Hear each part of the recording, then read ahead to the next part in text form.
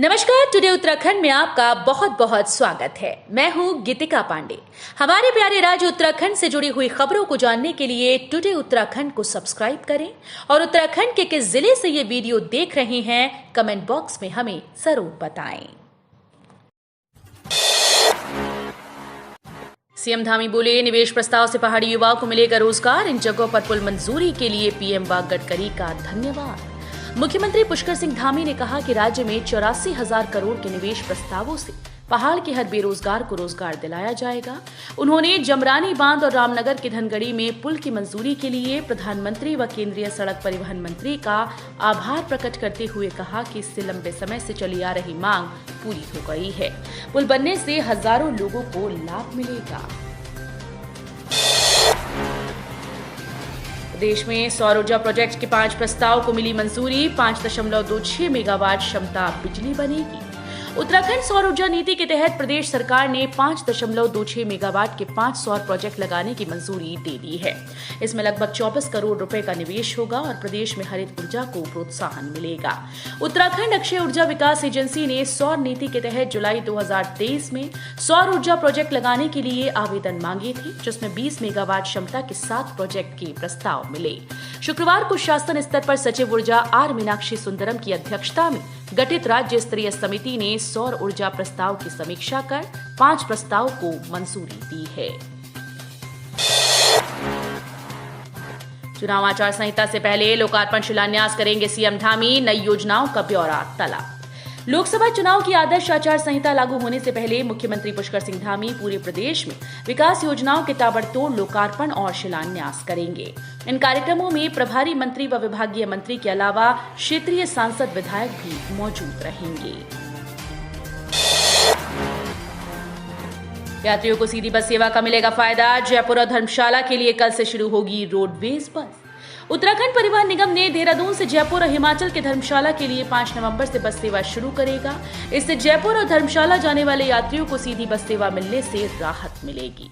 लंबे समय से दोनों जगह के लिए परिवहन निगम की बस चलाने की मांग की जा रही थी।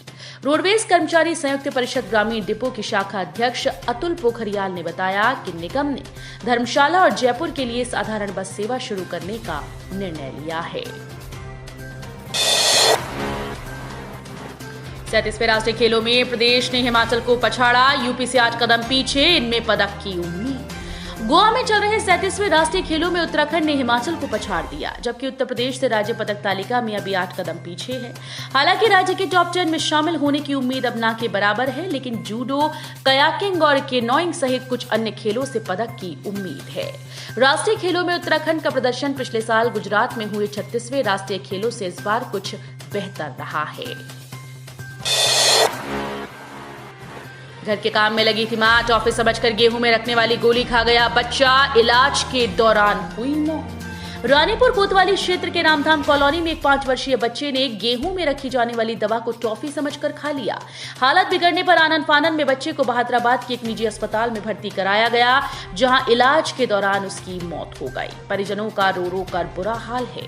अस्पताल प्रशासन की सूचना पर पहुंची रानीपुर पुलिस ने शव कब्जे में लेकर पोस्टमार्टम के लिए जिला अस्पताल भेज दिया है। हवाई अड्डों व हेलीपैड की सुरक्षा के लिए बनी रणनीति। वीएचएफ संचार से जुड़ेगा सहस्त्रधारा। ये ट्रैफिक कंट्रोल को सुरक्षित और सुगम बनाने के लिए प्रदेश के सभी हेलीपैड वीएचएफ संचार प्रणाली से जुड़ेंगे।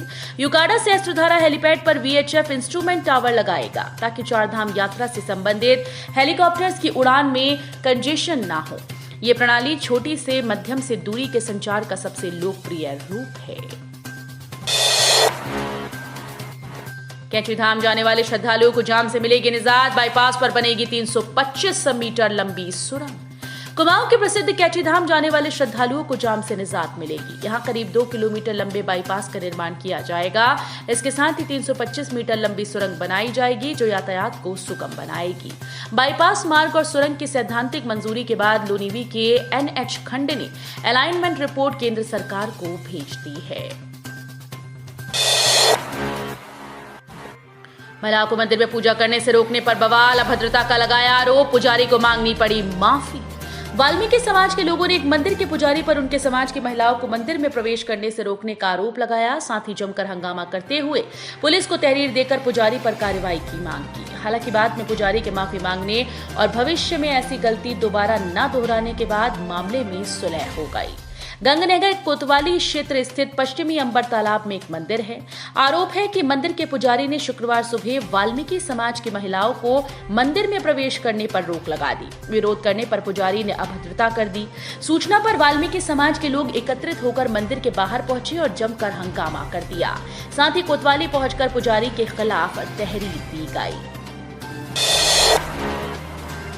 देहरादून में सजा धीरेन्द्र शास्त्री का दरबार, बस कुछ ही देर में खत्म होगा श्रद्धालुओं का इंतजार। बागेश्वर धाम के पीठाधीश्वर धीरेन्द्र कृष्ण शास्त्री का परेड ग्राउंड के खेल मैदान में दिव्य दरबार सज गया। धीरेन्द्र शास्त्री का दरबार रात 10 बजे तक रहेगा। उनके दून आने से लोगों में खासा उत्साह है। दरबार में उत्तराखंड के साथ ही अन्य राज्यों से भी बड़ी संख्या में भक्त पहुंचे हैं।